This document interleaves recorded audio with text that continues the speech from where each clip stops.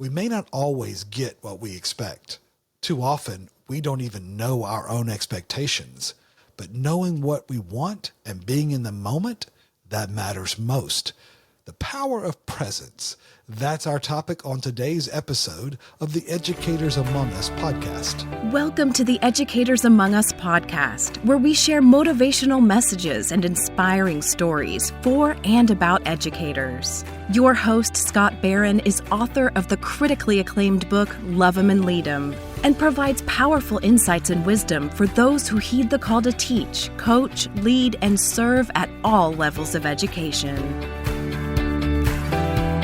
This is Scott Barron, and I'm honored to be your host for the Educators Among Us podcast. We love being able to speak into the lives of those who serve in all realms of education, from the little ones all the way up to the big ones, to serve as a teacher or a coach, a board member, a business officer, a guidance counselor, a librarian, a substitute teacher. There's so many different roles that are a part of education. And we're thankful that you're a part of that you get to be in the mix in changing lives and hopefully inspiring a better view of the world and possibility and purpose and promise. There's so many ways that educators change lives. And that's the privilege of these conversations that we get to have is to remember the difference that you make, and also to share stories from others that have gone through some life-changing experiences because of the influence of educators. There truly are educators among us, and that's the joy of this work together. One thing that's interesting is we've often posed that question of, who's an educator who most impacted your life? It always ties back to expectations. Sometimes they were really good at setting expectations, and some on rare occasions not so good. But there is a power of expectations, right? People tend to live up to our expectations, the Pygmalion effect, as it's sometimes referred to, right? People, they read our body language and the words that we say and what we communicate of what we really believe about them. And it's imperative that educators sustain that belief. We believe in their possibilities. We believe in what they're capable of doing, of what they can learn and become. And sometimes we don't know. We have enough humility to acknowledge we don't have all the answers. We don't know what they're capable of, but we believe in them. We show up for them, and we're prepared to give them the best possibility going forward. And that's the joy of our work together and the different roles that we fulfill as a part of being in an education system. So, setting those expectations is something we have to really think about, right? When you woke up this morning, what did you expect? What did you expect of this day? When you began your work day or your rest day, what did you expect? When you encountered those inevitable delays, distractions, disruptions, what did you expect? Did you expect it all just to go perfectly as planned? Did you expect everybody just to kind of get out of your way because you were in a hurry or you had things to do and people to see and places to go? What did you expect? Undefined, unrealistic, and unexpressed expectations are habits of distrust. Right? These are habits that actually undermine relationship and trust together, and they contribute to greater conflict, to greater confusion, and to greater contempt among faculty and families. They are poison to the school culture. This idea that we kind of hold things back. Sometimes it's just unexpressed. It's passive aggressive. It's some things that we expect to be each other, but they're undefined. They're vague. But yet we still hold people accountable to that. Sometimes we do that in our personal lives with our spouse or our children, or we do it in our professional lives. Right? But that's dangerous, because critical to our leadership is sustaining trust. And this goes back to Earl Nightingale's comment. He said, our environment, the world in which we live and work, it's a mirror. It's a mirror of our attitudes and our expectations. Right? expectations, they matter. They matter in how we go into the day. They matter in how we deal with and have the mindset to encounter, especially those conflicts. And we've shared this on previous episodes that schools are actually designed for conflict. They are conflict factories because we take these families and the people, we put them together, and they all come with their own features and faults, we say, and expecting them just to combine perfectly and be at peace. That's not even logical, and yet we still land there so often where we just kind of think, well, it's just going to work out, and it doesn't. We know that conflict avoided is not conflict healed. We know that we have to be able to acknowledge that sometimes we're going to have conflicts of interest, conflicts of behavior, conflicts of expectations, conflicts of leadership, conflicts of direction, of purpose. But we have to resolve those points of conflict.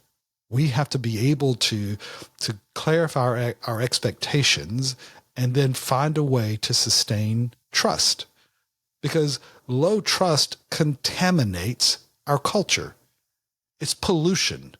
It contaminates our culture. It contaminates our curriculum. It actually, when we have that low trust, it disables our ability to deliver that remarkably excellent experience. Right?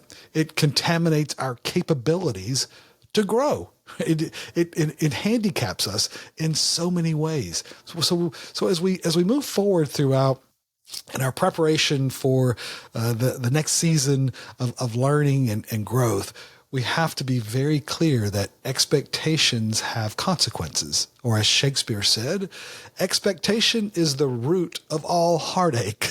Right? I mean, it's a trigger for sometimes the conflicts that we have in our personal relationships as well as in what we do professionally. So recognizing the value of trust, right? We elevate trust and we find greater joy in life because we prepare our expectations. We plan ahead. We think about even the night before and the morning of. We are calibrating our mind. We're calibrating our hearts. We're ensuring that we have clarified our expectations.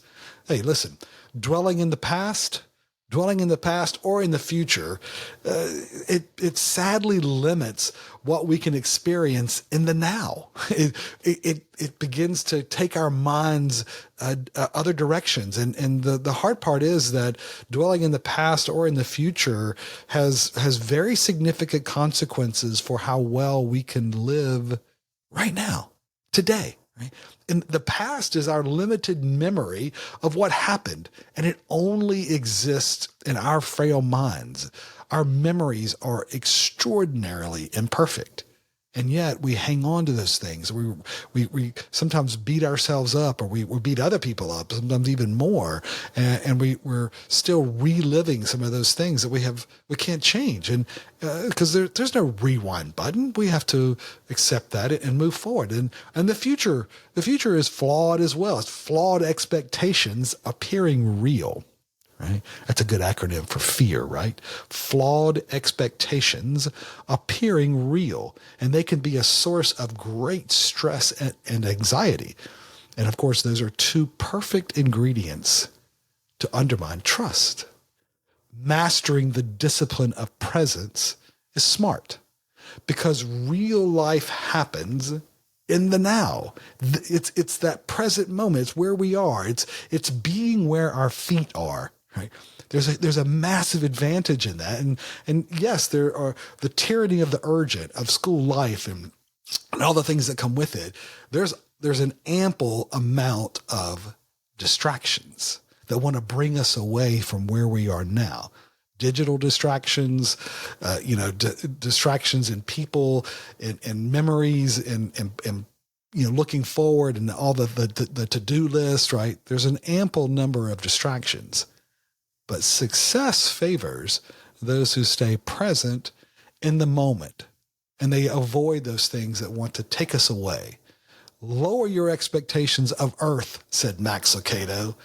Lower your expectations of earth. This isn't heaven. So don't expect it to be. Right? This school isn't heaven. This team isn't heaven. This classroom isn't. We're going to have failures. We're going to have moments where we drop the ball. And the beautiful thing is, we as educators, we can own it. We can be there. Sometimes we even have to say, as hesitant as we can be sometimes, I'm sorry. We can acknowledge failure and we can move on, but we can calibrate, we can understand and communicate our expectations, giving our full, uninterrupted attention. That means mind, body, and spirit to the people and purpose who are right in front of us. That enables us because that makes them feel seen and heard and valued. And that's a powerful part of what we do as educators is our presence can have a monumental impact, lifelong, multi-generational impact, because we believe in them, because we are present with them and help see the possibilities in them. Clear expectations, they yield advantage, especially when combined with the maturity and the wisdom to adjust as needed to stay on purpose through the peaks as well as the pits, right, of reality. That's just real. There's things that are going to go really well and we get to get excited and celebrate. And then there's things that we mess up. I mean, we just don't get it right. And we get to acknowledge that, learn from it, apologize, restore relationships, recalibrate expectations, and move on. Because that's what we do. We can continue to lead and to learn and to grow with humility and throughout this whole journey that we call life.